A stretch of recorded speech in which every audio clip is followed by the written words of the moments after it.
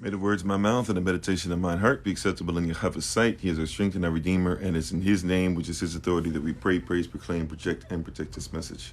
Amen. Welcome, welcome, welcome. Hello, everybody. Thank you for being on with us.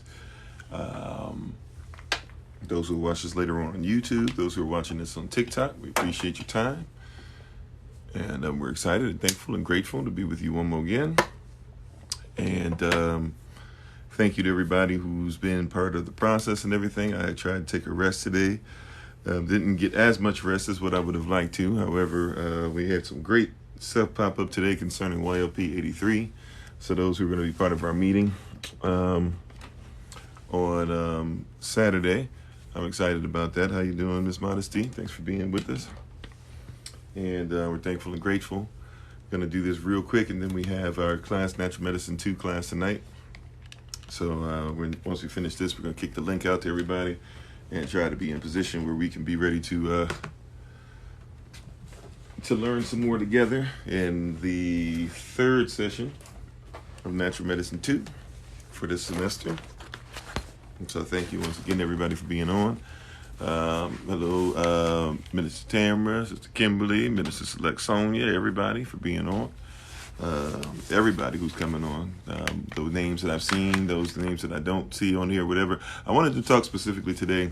Hello, Breezy. I want to talk specifically today about misogyny. And as we get ready to go into that subject matter, as always, once again, we give all praise to the Most High. We're thankful and grateful for everybody for being on today. We appreciate you. We're thankful and grateful. I am a male. I am fine with being a male. So I am he, I am him, I am me. However, we're going to talk about misogyny today, and thanks for those who are coming on. We appreciate you. And we're thankful and grateful for the opportunity to talk to you all. And this is an interesting topic because we're going to come from a little different perspective than probably a lot of people are used to speaking on, because we're going to speak culturally. We always, in our community, we always believe in making sure that our culture is upheld. And so we will probably have quite a few people who will come on and disagree with us from different perspectives, disagree with us. Some people are coming on waiting for me to say misogyny is not real at all. Some people are waiting for me to come on and bash men. Some people are waiting for me to come on and tell them how toxic masculinity is. And we don't really check off everybody's boxes. So we give all praise to the Most High. Once again, I give all praise and honor to the Most High for my wife, the Honorable Maya, who lives a life that's able to be honored. You can check her out at Bloom and Flourish, not A-N-D, but the letter N, Bloom and Flourish. And you can follow her on TikTok, YouTube, and her website. And Pinterest as well. Don't forget the tincture of the month is Mucus Detox. So yeah, today we're going to take time out to focus on misogyny. And because really what happens is people go into a place of talking about misogyny and they put everybody in the same boat. The assumption that is made is that we must all be of the same culture. I mean, we must all have been raised the same way, and therefore we must all be misogynist, right? Just like people say that if you're born white, you are automatically born as somebody who hates, because how can you be in this system and not learn hate? Which is not necessarily an awful way of looking at things. However, it's not 100%. And we're going to try and keep things 100, right? So when somebody speaks about misogyny, especially in the Black community, one of the mistakes that is going to be made is that people are going to culturally do this weird thing, which is that all black men are misogynistic, just like all black men like to use the N-word and stuff. And people say, well, why is it that we can't use the N-word, when you can use the N-word? And it's like, I'm offended when black people call me the N-word. Right? Like, so we try to put everybody in the same box, that because we are considered to be this term called black, even though I have no problem with it, but what people mean by black, what they're going to say is because you're black and there's other black people who have used the N-word, then you yourself must be okay with using the N-word, where people are going to say, well, because you're a black male, therefore you must think like we think all black men think, or black males think. Or they'll do this thing that because you are a man, you must think like all men of all cultures think, which is not the case whatsoever, right? Because even in all these places where we're talking about how black men, this and that or whatever, Who is one of the is in our society? We'll say that it's a patriarchal society, men on top, this and that, or whatever. And even though you would see a lot of men that are put there, black men that are put there to lift up misogynistic viewpoints, no doubt about that. We have to admit and be real about the fact that black men are not in leadership positions, and the only way they stay in the position that they have is if they, in essence, suck up to Eurocentric thought and Eurocentric leadership in order to keep what they have in Eurocentric environments. So if we're gonna, in other words, if you didn't catch what I'm saying, let me say it like this: if you're going to say that all black men are part of a patriarchal society, well, if you're talking about the patriarch is the man who's in charge. Shalom, Sister Betty. Right, so if we're going to talk about patriarchal society, we got to talk about the patriarch, or this male figure that's supposed to be on top. Who is the male figure that's on top of society?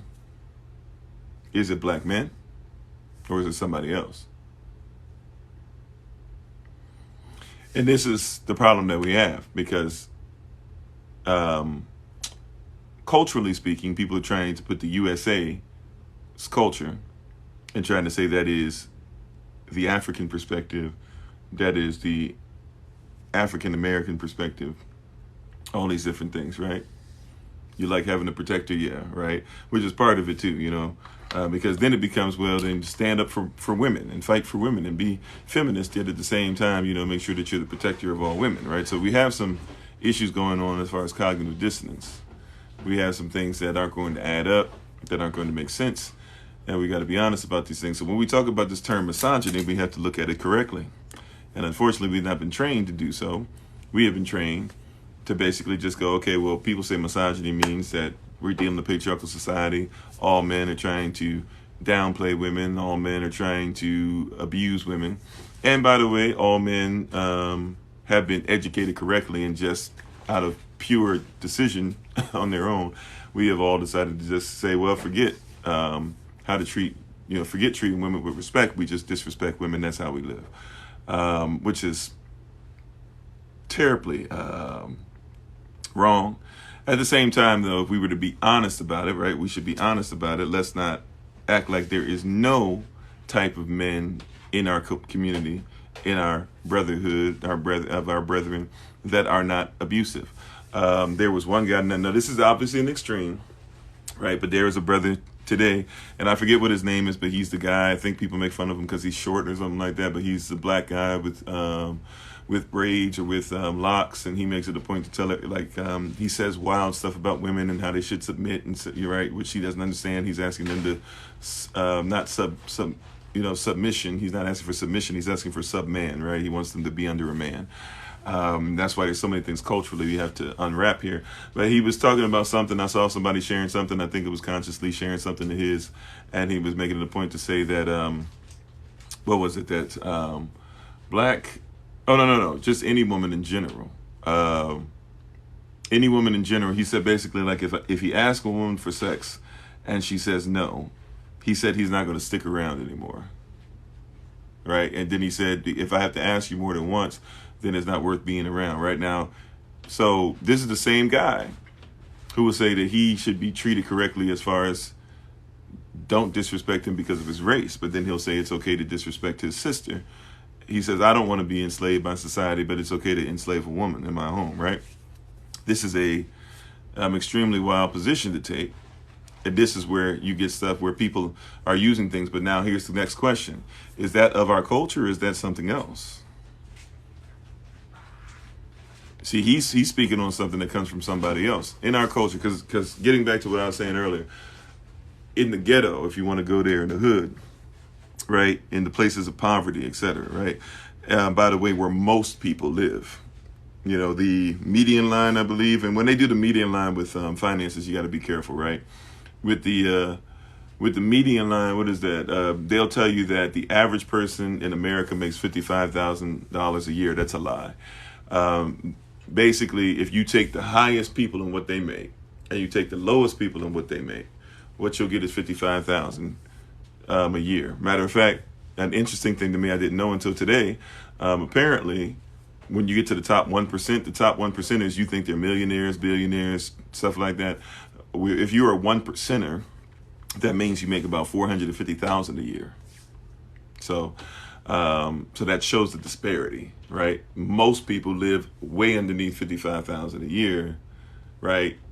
And what they consider to be in the middle of what the top people make and the bottom people make, right, comes out to about 55,000. So there's a lot of wild stuff going on in that. Nevertheless, the people who are at the bottom, right, the people who are at the bottom, if you go to the places that they live, in many black communities, right, what you're going to discover is that the people who live there, right, usually you're dealing with people that are actually dealing in matriarchal societies, right? Big mama is going to be over the family. You got big mama over the community, right? Your babysitters are going to be women. If you're dealing in a community where men aren't necessarily present, or at least the fathers don't live in the home, that means the head of house is going to be a woman, right? So we don't live in a patriarchal society, right? If you're coming from poor black households, more often than not, you're coming from a matriarchal society, right? So once again, we're not saying misogyny doesn't exist. However, we're not going to act like people are growing up with an idea that women can't talk to a man in any way, shape, or form. That's not stuff that's being learned in the home. Even if they're not training us how to be husbands, we're not learning that in our homes. We're not learning that in the hood. We're not learning that in the street. Even the drug dealer and the dope dealer, crack dealer, all these people that go out in the street, guess why they usually go out in the street? Because mama's not able to make enough money. They want money and they want mama to be taken care of. And so they'll risk their lives knowing that even though at some point, even in their early 20s usually, they're going to end up either dead. By the time, a lot of them don't even think they'll make it to 21. And those that do, they figure in their early 20s, even they'll end up dead, or they will end up in prison, or they'll end up in federal prison, or they'll end up in these private corporate prisons, right? So, and all these things going on, the reason why a lot of men are showing up in prisons is because they were trying to take care of mama. Matter of fact, if you look at most men, I think it's something like 99%. Let's just be safe though. Let's take it down to 95%, which is still enough. 95% of people that end up on death row, right? Now I'm purposefully taking the percentage down just to make sure we're correct. 95% of men who end up on death row will tell you that they did not have a father. Most of them will tell you they didn't even know who their father could possibly be. And they will actually tell you that if they had a loving father, they probably would have went in a different direction. The others that actually had a father in their life will tell you stories about how they saw their father disrespect or hurt or even sometimes kill their mother, right? So you can see that this thing of misogyny in America, actually, especially with black men, usually gets us to a place to where we end up with punishment for it. We end up in jail time for it. People end up on death row ultimately out of not having a father. That's why Malachi chapter 4, the last verse, is extremely important. Right? Matter of fact, let me look at it real quick. Let me just read it. Because a lot of us don't know these verses very well, and we don't know what these things are telling us. Right? But Malachi chapter 4, verse 6, this is the very last verse of Malachi. This is the verse that's going to be 400 years of silence after this in the Bible, from Malachi to Matthew. This is going to be the verse that is going to be the last thing that says that Yahshua is coming to be able to correct before he comes. People who believe in that Nicolaitan doctrine, Old Testament versus New Testament, this is the very last thing. He said, Deja, that scares me, stands for death, ruinous, male influence is important. Yeah, watch this. This is how important male influence is, right? This is how important the masculine influence is, right? While they're telling you and I that masculinity is toxic, we're going to see very clearly here how important the masculine influence is. You ready? Malachi chapter 4, verse 6. And he, this is Yahweh, or really Yahshua, who's coming, right? Because he's talked about Malachi chapter 3. John the Baptist, who's going to make the way for the one who's coming. Malachi chapter 3, verse 1. So Malachi chapter 4, verse 6, last thing it says is, and Yahshua, when he comes, what is he going to do? He shall turn the heart, that's the passion, the heart, the lab of the fathers, the Abba, right, the Abbas, to the children, and the heart of the children the bot, to who? Their fathers, Abba, lest I come and smite the earth with a curse. So if fathers aren't put in their proper position, the Most High says that the earth has to be cursed. The only thing to stop, you're right. The only thing to stop the earth from receiving the curse, the only thing to stop Arats and everything in it from receiving the curse is what? The fathers have to return. Their passion must be about their children, right? Or even their children's passions must be about their father. The mother is obviously important, but they can see there was obviously a problem going on in Israel. Sounds familiar, Israel, right? There was a problem going on to where the father was being cut out, right? And if you look at something that's considered to be misogynistic just basically talking about somebody has an extreme prejudice against women, right? So we say that so we come from a feminist perspective many times on this argument, which is a perspective that doesn't protect all women anyways. The feminist perspective, right? And my wife is here, so if she wants to correct me at any point, she can correct me because she's a woman, right? So she's my wife. She's a female. She has every right to be able to correct me at any point in time, right? If I'm off on this, right? However, many black women will tell you that the feminist movement has nothing to do with black women. Okay? So when they're talking about your community and they're trying to say you are misogynistic, whose standard is that based on? It's based on their standard. It's based on their standard. It's a European, romantic standard. See, based on a Roman standard. Watch this. This is because they try to romanticize everything.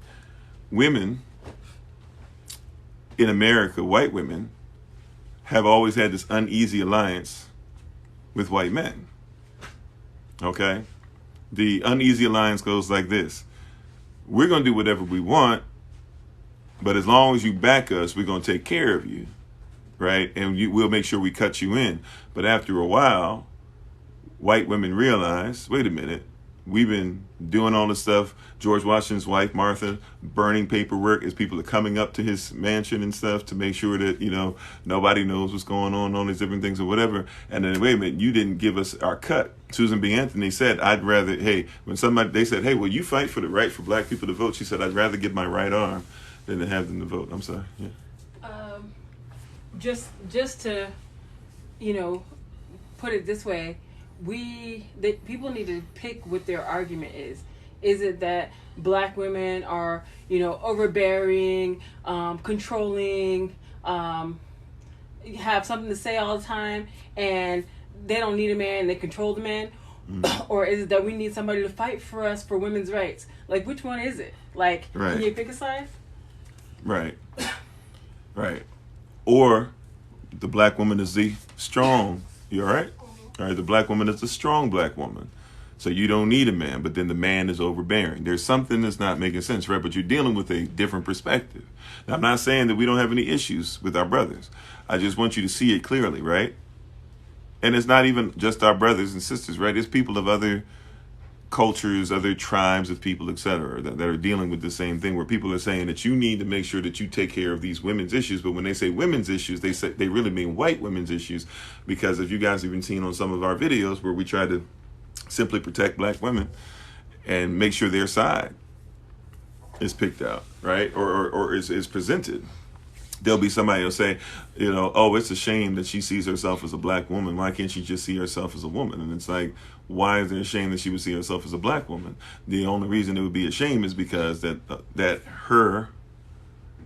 black woman's perspective is not the perspective. Remember, we talked about that with Sojourner Truth. Sojourner Truth went all the way up. Right, she wasn't supposed to. They were having a women's rally, supposed to be for women's voting rights and all this stuff.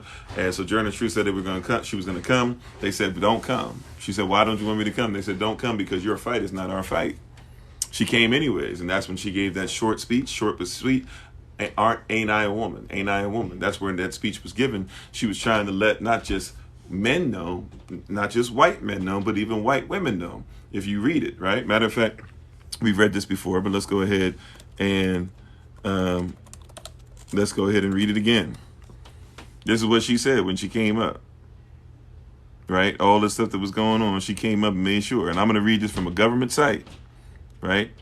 From a government site, www.nps.gov, right? National Park Service, right? Government site, okay? It says, well, children, where there is so much racket, there must be something out of kilter. I think that twixt the Negroes of the South and the women at the North, all talking about rights, the white men will be in a fix pretty soon. Now, who did she say was going to be in a fix pretty soon? The white men, because that's where the power was. All right? So the white men will be in a fix pretty soon. But what's all this here talking about? That man over there says that women need to be helped into carriages and lifted over ditches and to have the best place everywhere. Nobody ever helps me into carriages or over mud puddles or gives me any best place. And ain't I a woman? Look at me. Look at my arm. I have plowed and planted and gathered into barns, and no man could head me. That means no man could do it better than she did. Right? And ain't I a woman? I could work as much and eat as much as a man when I could eat, I would eat. They didn't really feed us, but I ate as much as possible. Right? And bear the lash as well. And ain't I a woman? She got whipped and said, ain't I a woman? Right? She said, you ain't talking about me. This is 18, hold on, let me make sure I get this right. 1827, hold on, 1851, I thought so. It's 1851. 1851, all right? And so she got whipped. She said, ain't I a woman? I have borne 13 children and seen most all sold off to slavery. And when I cried out with my mother's grief, none but Jesus heard me. And ain't I a woman? Then they talk about this thing in the head. What's this they call it? And then somebody whispered, intellect. That's it, honey. What's that got to do with women's rights or Negroes' rights? See, intellect. They'd be like, oh, well, intellectually, we're talking about this. Or, hey, stop talking about the black woman thing or whatever. They're trying to act like you don't have intellect unless you speak like them, right? She said, what's that got to do with women's rights or Negroes' rights? Even if you want to go there, what's that got to do with it? This is Sojourner Truth. This is our ancestor. She giving the game. 1851, born in 1797, born a slave, 13 children, doing all this work. Nobody will help her in the carriages and give her the best places to live. But they talking about women should have the best places to live. She's like, I got out the carriage today. And that white man that said that all women should be helped, he ain't helped me. That's what she's saying. That white man got up in front of y'all and said, all women should be helped. They should be helped out of carriages. They should be lifted over puddles. They should have the best places to live. She said, he ain't helped me. And ain't I a woman? That's what she's saying, right? That's our ancestor. That's my great auntie, right? She talking and trying to tell us this. Same thing we're dealing with today. That's it, honey. What's that got to do with women's rights or Negroes' right? If my cup won't hold but a pint and yours holds a quart, wouldn't you be mean not to let me have a little half measure full? Right? That little man back there, he says women can't have as much rights as men because Christ wasn't a woman. See, a misogynistic viewpoint. That's not, Christ never said that. Christ never felt like that, right? She's talking about, that's what that white man over there says. So she asked the question, where did your Christ come from? From God and a woman, right? For us, we say Elohim and a woman. She said, from God and a woman, man had nothing to do with him. Right? She's saying that it was Elohim and it came through a woman, right? The respect.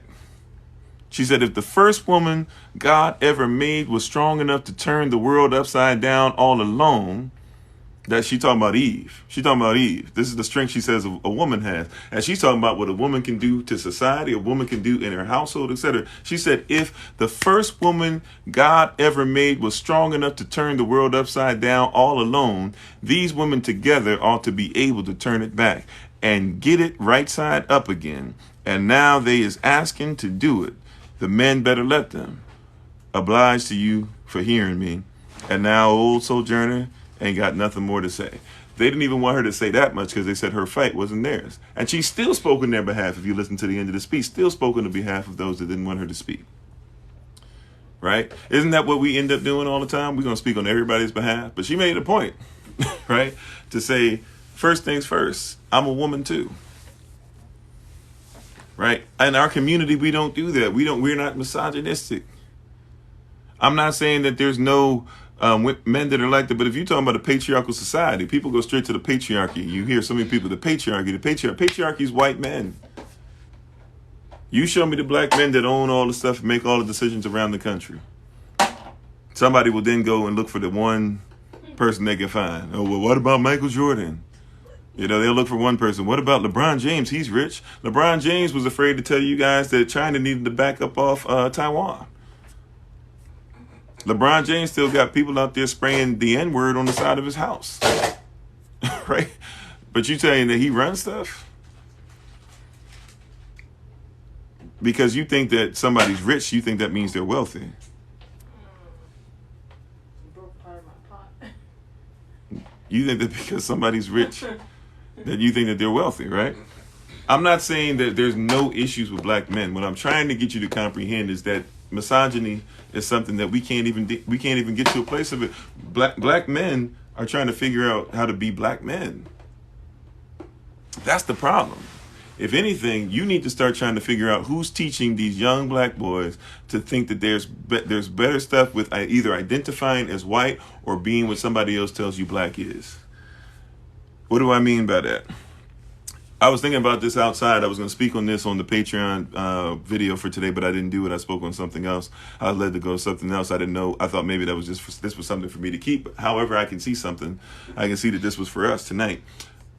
I used to be 3-piece suit, clean shaven, or a little bit, or beard cut close, shape up, all those things. That used to be what I did every day. 6'5.5", I won't say thin, but definitely, like somewhat,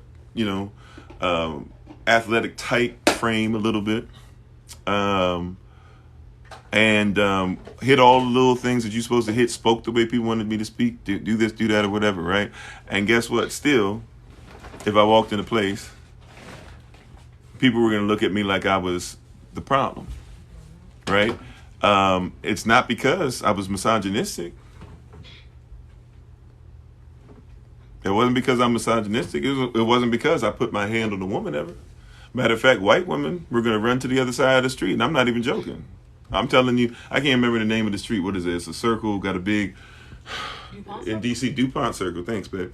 I will walk right around certain places in DuPont Circle. Nice suit, everything, trying to relax, going to Starbucks like everybody else in that area. Basically, you got, 2, 3, 4 Starbucks right in that little area, within walking distance with about 10 minutes in either way. And go to that same place where everybody had money, and even if you didn't have money, you were supposed to act like you had money. And I guess what? Still was considered to be nothing more than a black dude. Tried to dress like a white man. That's what I was doing. That's what the suit is. Right? Tried to act like one. Tried to speak as one. Tried to make sure that I did not use any terms that would even be considered to be something that would have an apostrophe attached to it. How dare I? Right? I can still turn it on and turn it off. We call it code switching, right? I still know how to do it. I just do not worry about it anymore. Sometimes I do, sometimes I don't, but I just speak out how I speak, right? And in all that, not one time was anybody concerned about making sure that I was going to tell them what to do. If anything, they looked at me as a criminal, even like that. That's why I just started saying, I might as well just wear whatever I want to wear. I might as well just let my hair come out. I might as well just speak my truth. Forget my truth. It turned into, really, I got to speak the truth. Might as well. If I'm still going to be in the same position. There's not one person that was around there that was going, oh, you see this black brother out here? He must be the person that runs everything. However, you can see a white guy walking around without a suit on and some flip-flops and some tight pink shorts, right? And a yellow tank top. And you'll be like, man, he might run. You never know. He could be in charge of this building. Where's the misogyny coming from? Who's teaching? Who's in the position to teach that? I'm not in the position to teach that. Heck, if I come on TikTok and I give you guys truth, I have to make sure that I'm ready to go into the 4th TikTok page. Right? I have to make sure I'm ready to go to the fourth TikTok page. I have to make sure I'm just now finally starting to go live on YouTube again. We have to build up for a year and a half to 2 years now. The podcast, to be able to speak whatever it is that we want to speak on, all those things, simply because I would tell you a fact and then decide to marry it with some context. Who's the misogynist? Once again, I'm not saying black men don't have any issues. What I'm saying is, how do you call me the patriarch and I'm not the man in charge?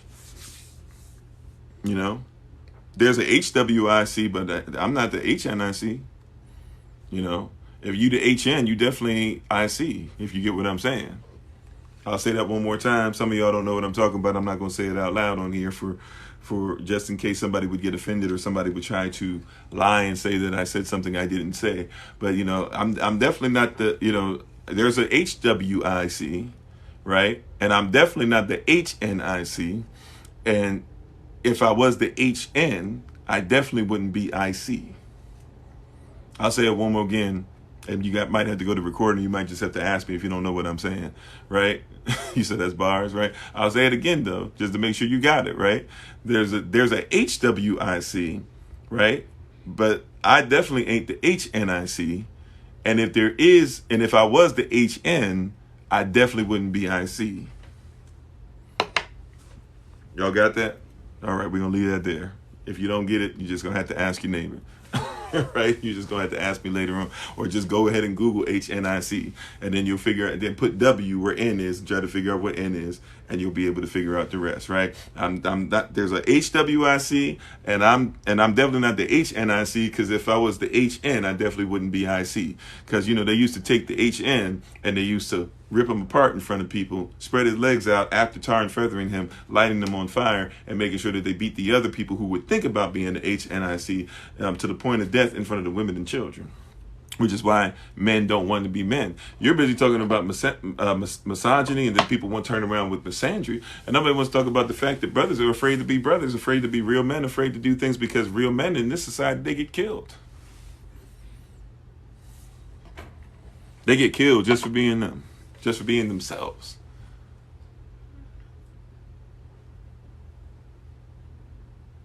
Because your being yourself is a threat to society. Then they turn around while they still have your woman, according to Willie Lynchletter, in a state of frozen fear, where she's thinking that she's got to be a strong, independent black woman without anybody. They got you in a state of fear to where you're afraid to come out and be who you are. Because if you were who you were at work, you know, you raise your voice at work, what happens? He's angry. You can't lose your job. Your family's dependent on you. So you got to sit there and take stuff. My wife can tell you, last job I had, I would FaceTime her, and a couple times I was in tears because I wanted to put my hand around somebody's throat. I'm just being honest with you. Because people decided that because I was a black man, they could say whatever they wanted, and I was going to sit there and take it. And they were in the same position in their job that I was, if not less than. But they'll tell you that I'm the patriarch. See, this patriarchal society, you think that just, now watch this, and I'm saying this now, let me make sure I say this as well. We're already over time. We got to get ready for class, so I'm going to get ready to take my leave. Let me make sure that I say this before I take my leave. Any man, especially a black man, because it's not our culture that you're taking on, but any man who is deciding to take on the culture and say that it is okay to abuse in any way, shape, or form a sister simply because they are a man, you are not a man, you are not even a boy, because a boy has more sense. My son has enough sense to where when his mom is around to respect her, and if he disrespects her, then this man, his father, will check him because you don't treat my wife that way. And my wife is right here. If I'm lying, she can tell you. Right, but even my own son doesn't have the right to disrespect my wife. Right, we don't do misogyny in our culture. We don't do it in our house. That's coming from somewhere else. So if you're taking that on, that's not us. And I'm here to denounce it in front of anybody. I don't care. Men out here talking about, oh, he's just sitting there trying to placate. He's just sitting here trying to get women to listen to him. He'll say anything for a woman. You say whatever you want about me. The reality is I protect black men just like I protect black women, but I protect black society. I protect Israelite society. I protect Taino society. I protect Native society. I protect West African society, and whatever other stuff that's mixed in me. You want to talk about Kemet, you want to talk about Kush, you want to talk about all of them. I protect us. We talked about that a couple nights ago. Or was it last night? I can't even remember now, right? So many of these lives. But I protect us. I believe in protecting us. And that means that I cannot be misogynistic. The only way I can protect us is to not be misogynistic, right? I can't be a patriarch if I'm not over the system. I'm a patriarch of my family, right? Yeah, my wife, she put in the comment section, like, I'll say, did you disrespect my wife to our son? Right? He says it's bad enough you disrespecting mom, right? Disrespecting mom is bad enough. And I'll tell him about my mom who's not here, who I wish I could hear for 20 years now. I wish I could just hear my mom's voice. Get afraid sometimes I might forget her voice because I don't have it on the voicemail or anything like that. Hear her voice one more time. Right? Like, so I try to teach him that, but also I say it's bad enough you respecting your mom, but now you respecting my wife. I've got to teach you better. You might not even know it's disrespect. Let me make sure you comprehend that that's disrespect. And that you will never in your life again do that. Right, you can't protect where you are against. That's why the Bible even said, let's go to Ephesians 5 real quick. I know we're over time, right? We got to get ready to, something weird just happened. It said that I lost the signal. I don't know why. All right, interesting. It's saying it can't connect to the server, but it says I have a signal. All right, well, I'm going to have to do my best guess. Maybe somebody can put it in the chat for me. When you're dealing with Ephesians 5, after you get past verse 25, it says that that you can't, no man has ever loved himself and hated his own flesh. It's talking about his wife. All right, I'm going to try it again real quick. I just went out of it, came back in. Let's see. Interesting. Let me see if I can just type in the scripture. Maybe it's the website that's down. Okay, it's just the website that's down. Okay, yeah, it's just the website. I'm going to look it up. No man has ever hated.